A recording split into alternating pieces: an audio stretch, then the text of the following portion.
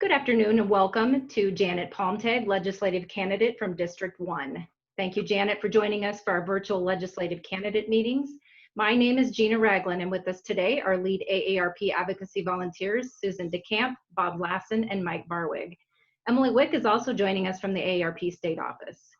Janet, we appreciate your time in taking to meet with us today and discuss issues of importance to the 50-plus voter and their families in Nebraska. And as a reminder, again, this meeting is being recorded and will be shared with AARP members across your district prior to your election. Janet, if you want to start us off by giving us a little background about yourself and your campaign. Again, we're aiming for 5 minutes or less on that. And once we've completed your opening, we'll move into the questions. So go ahead, Janet. Okay, well, first of all, thank you for the opportunity to talk to everyone. I appreciate it. I am from Nebraska City originally. I have lived in Nebraska City my entire life, except for college years in Lincoln. Moved back to Nebraska City where I married my husband, and I started my first job in an insurance agency that I ended up purchasing a few years later. So I've actually owned an insurance agency for over 20 years and worked in insurance for 25. Shortly after starting with the insurance company, I opened a real estate company. So I still own the real estate company. We are in Nebraska City, Auburn, and in Rockport, Missouri. So we've got several offices. We used to be licensed in Iowa, but after the floods, we lost our entire market in 2011 and finally gave it up this last year. So, but we have worked in multiple states. I am married. I have 3 grown children, 2 grandchildren. I do still live close to Nebraska City. I live between Nebraska City and Syracuse on an acreage. I've been very active in my community, so I'm not going to, tell you all of the things I've done, but I have been, I've been president of the Realtors Association. I've been on the Equal Opportunity Commission for 6 years. I was on Economic Development for 8 years as a commissioner back when we had a commission. I've also been on my local St. Mary's Hospital Community Foundation board, and that was a fundraising arm to help recruit medical people to our area and help grow and stabilize our hospitals. So that's just a little bit about me. So why did I get into the race? I was watching property tax very closely. Being in real estate, it was my biggest issue. And last year felt like we were pretty close to meaningful change, and it just didn't happen, and it seemed pretty divisive. And I thought, maybe we need a voice of reason.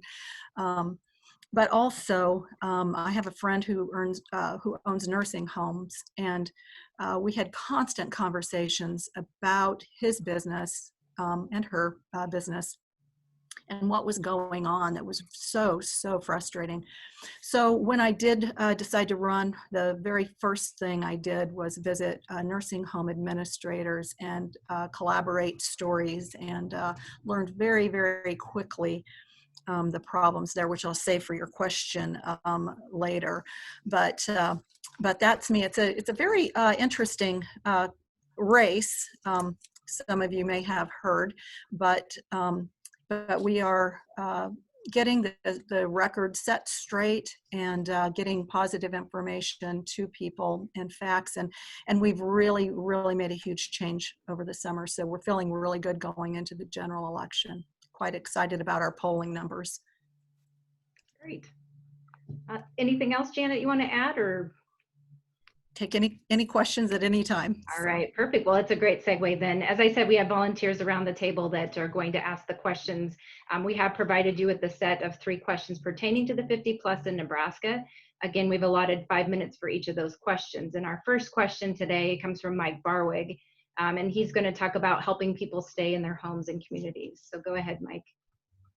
Yes, a livable community is one that is safe and secure, has housing that is affordable, in that no more than 30% of income is spent on housing, transportation options that allow individuals to travel by multiple means, and supportive community features and services for people of all ages.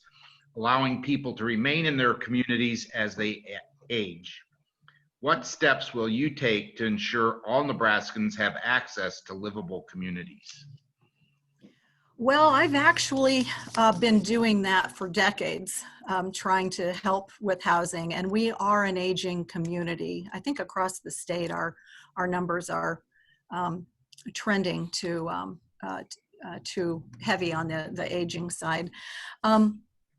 So a few things that I would definitely want to support and continue are helping with housing availability. The goal, I think, for people that we work with is to stay in your home if you can. A lot of people that we deal with are aging, and maybe the bathroom and the bedroom is on second level, and that might not be an option. You know, they may be able to get the chairlifts installed and you know, accommodate somewhat, but sometimes they need a different option, a better option for mobility, et cetera. But so Southeast Nebraska Community Action Group does have some help with helping people like winterize their home, or with windows to make them more energy efficient, to keep that cost of housing down a little bit. They also can help with modifications to existing homes. So that's a really good group that's important to keep funded to help our communities. For those that cannot stay in the house but want to live independently, Nebraska City just added 28 patio homes, and that was done through not, you know, the state, our community, federal funds, a lot of people working together for that. Those 28 patio houses were already rented prior to their construction, and had a huge waiting list behind them. So this year we have another 36 units. We are using TIF financing. LB 840 money for housing is really an important factor, because it's loaded into that, you know, economic development growth as well. Because if we can move these people into suitable housing, patio homes, that opens up the other 2-story houses for our youthful workers coming in. So it's a kind of a win-win situation there.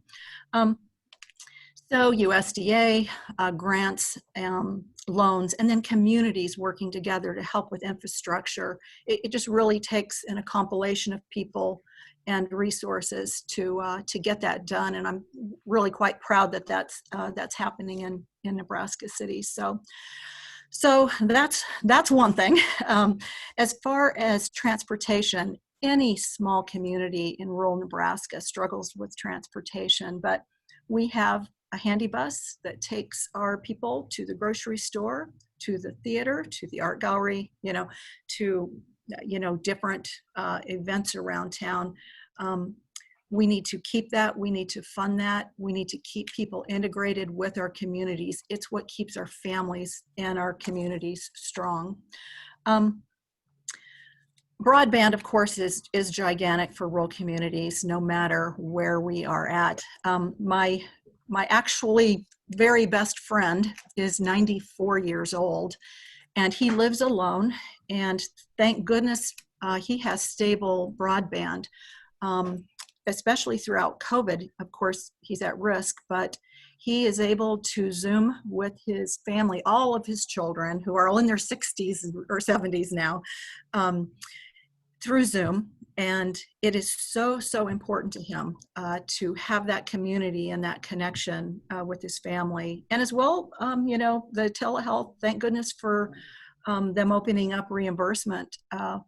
You know, with COVID, he's been able to talk to his doctors as well through that. So that's really important, making sure that our telehealth keeps getting reimbursed fairly at the rates they need to be, so that we can continue on that increased, better level of service in some cases, some, you know, not all, obviously.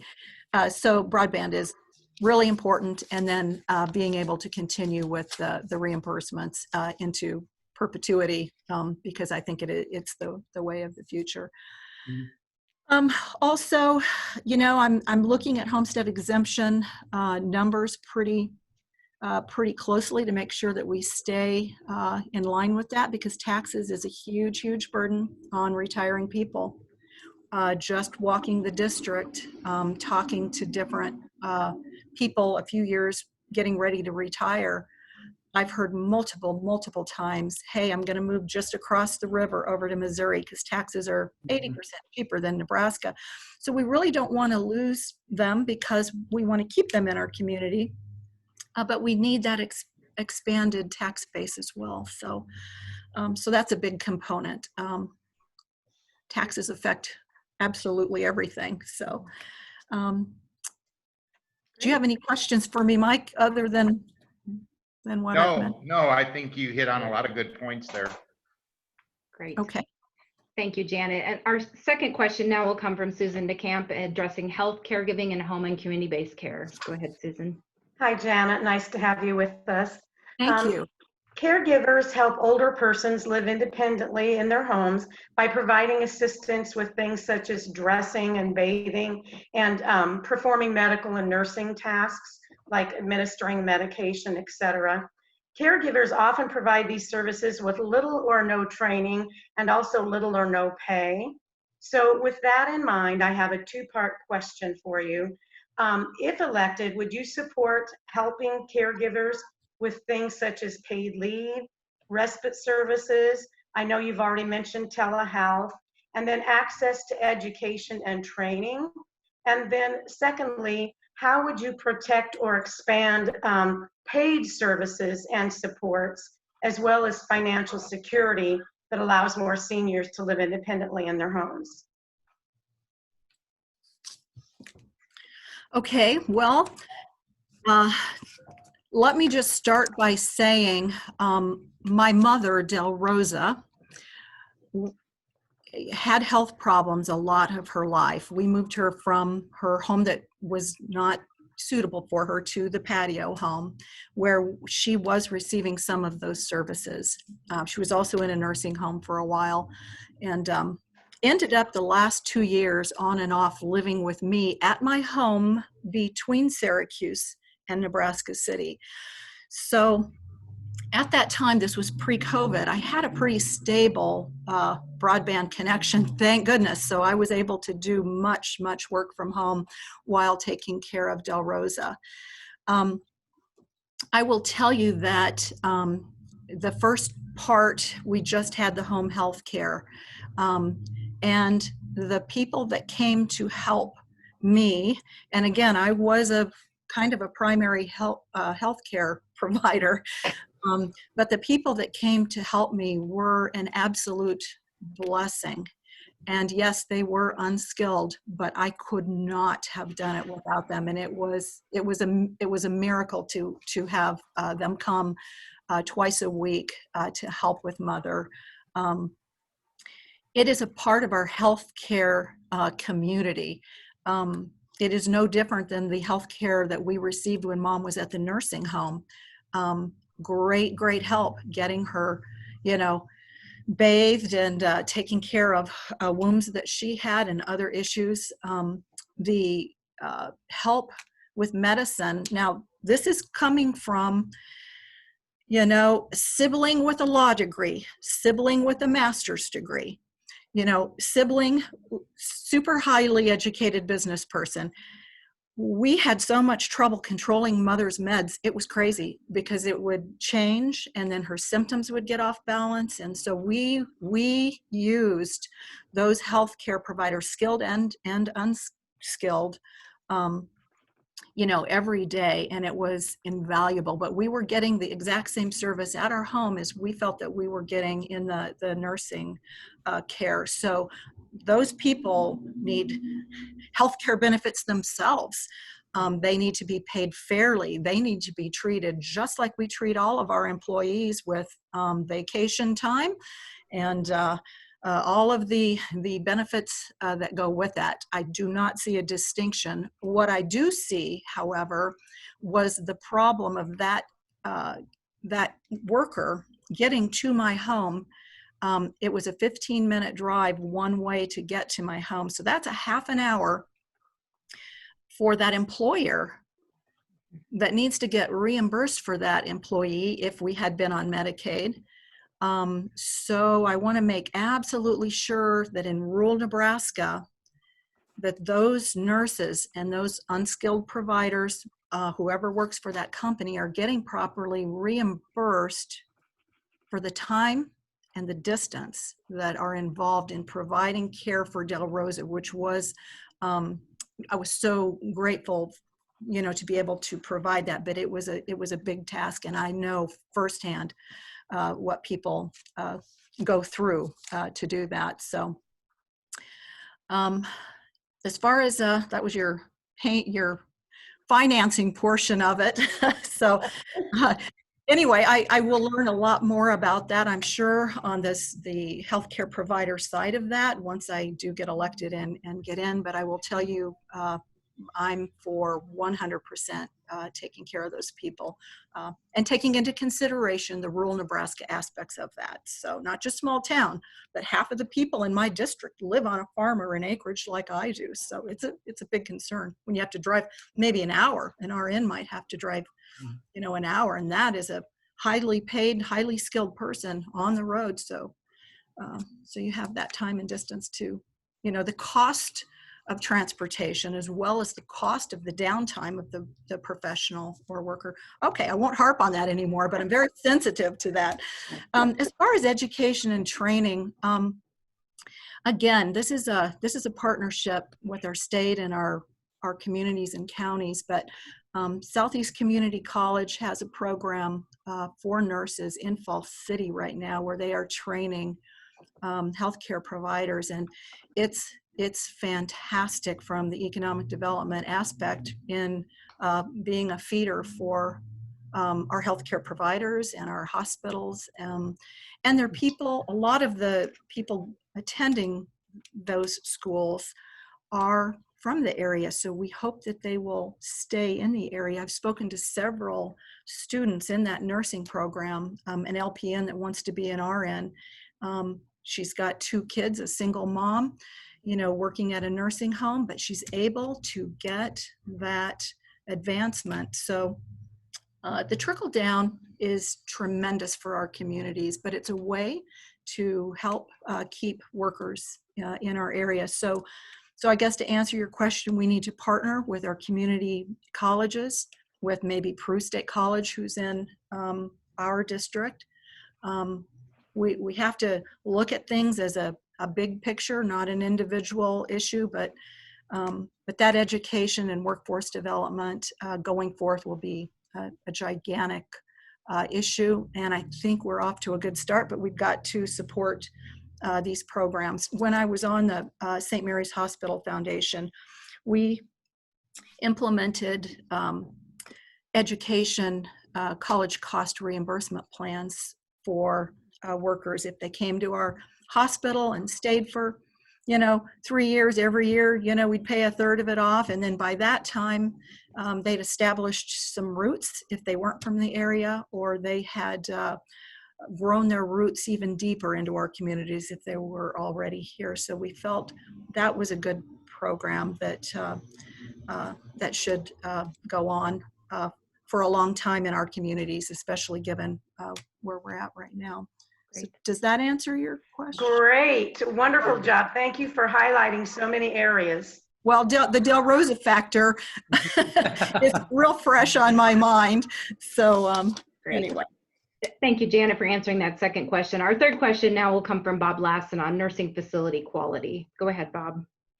Just a quick note. Thank you for coming to the NEMA NRD meeting last Thursday. It's nice to see you. My pleasure. Thank you. Okay, there's an estimated 6,600 plus Nebraskans that reside in one of our 21 nursing homes. By 2040, the University of Nebraska Omaha projects that number will more than double to almost 14,000. Due to a variety of factors over the past years in Nebraska, we've seen an increase in the number of nursing homes that have closed and residents that have had to be relocated someplace else. How will you ensure that Nebraska residents receive quality nursing home care, including ensuring an adequate nursing home staff, education, training, and proper reimbursement? Mhm. Well, so Del Rosa was in the nursing home on and off quite a bit as well.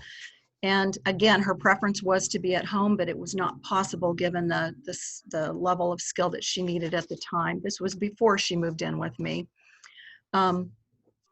We got a very high level of care at our local nursing home. And I will say that the community, the people that Mom got to have lunch with and dinner with and play cards with and go to church with while in that skilled facility was so important for her mental health. And my siblings and I had no idea how deficient Mom was, in those areas prior to her going to the nursing home and loving it there so much. I had to get her a meal card after she got out, and so I had to take her back to the nursing home to have lunch with her friends. So it was a good experience. But I will tell you that from my interviews with all of the nursing homes in my area, they were losing at that time, I think it was $36 a day per resident that was a Medicaid recipient. And it, to me, was outrageous that we were shifting that social burden of Medicaid onto our private business community, who are taking these people anyway because they had the capacity, and because they are people in our community. They're people we know and that we love in our community. So they're taking these people at a loss and hoping that their private pay patients increases, or that they don't take a loss, too long so that it does them in. Unfortunately, in Nebraska City, we lost a nursing home, but we also had one go into a receivership. So we were so terrified for all of the people that had to be, sent to, say, Omaha or Lincoln. That put them so far away from their families, and it is a terrible burden on families when you are, working 2 jobs and you have 3 kids and a lot of single parents, and so the weightiness on our families and communities is an unacceptable situation when we lose nursing homes, and we could lose more, as I understand. Now, when I got involved last year, I started calling everybody about this Medicaid and just furious. And I don't understand for the life of me how economic development wouldn't have gotten involved in that and said, time out. This is keeping the businesses that we have. There was a huge gap of knowledge and a huge gap of effort. In my opinion, I would have not just gone to HHS and asked for reimbursements and harped in that area. I would have gotten with Richard Beyer at the time. He's with the Bankers Association now, but I would have gotten with him and said, hey, we have got to do something. Now, this is an economic development issue. This is taking highly skilled workers' jobs away. It's taking our parents away from their families.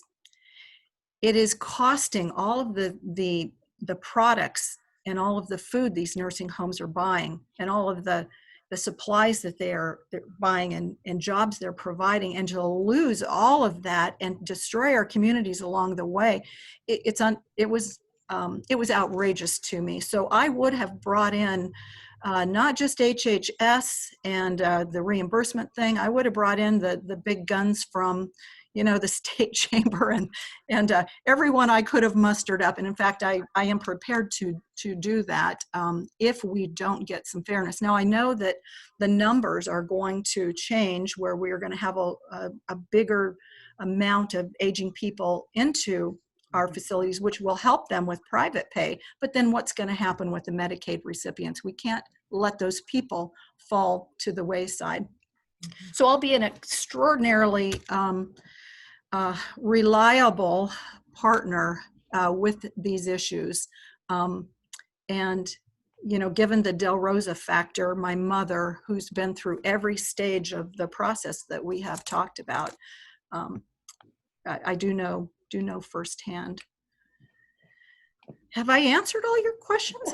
Yep. You check my notes have. here. Huh.